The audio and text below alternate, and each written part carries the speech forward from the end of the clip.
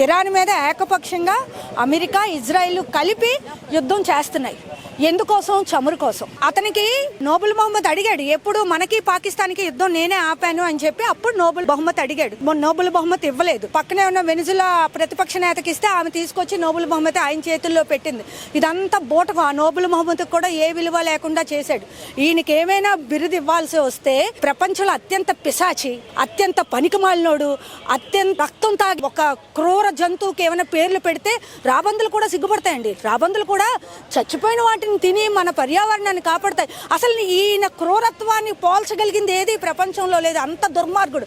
కేవలం ఆయిల్ మీద ఆధిపత్యం కోసం. వెనిజులా దేశ అధ్యక్షుడిని ఎందుకు అరెస్ట్ చేశాడంటే ఆయిల్ కోసం. ఇప్పుడు ఖమేనీని ఎందుకు చంపాడు అంటే ఆయిల్ కోసం. ఇజ్రాయిల్ లాంటి దేశాన్ని, అదొక రక్త పిపాసి. వాళ్ళ దేశంలో నెతన్యాహుకి దిక్కు లేదు. ఇలా యుద్ధం ఆపిన వెంటనే తీసుకెళ్లి ఆయన ఉరి తీసేయడమో జైల్లో పడేయడమో చేస్తారు. కాబట్టి ఆయన యుద్ధం ఆపడు. ట్రంప్ కూడా అదే భయం.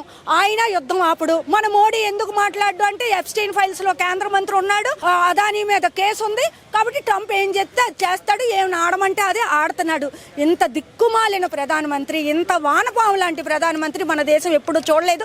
ఈయన తక్షణం రాజీనామా చేయాలి. అలాగే దేశ ప్రజల ప్రయోజనాల కోసం మనమే నడుం కట్టాలి.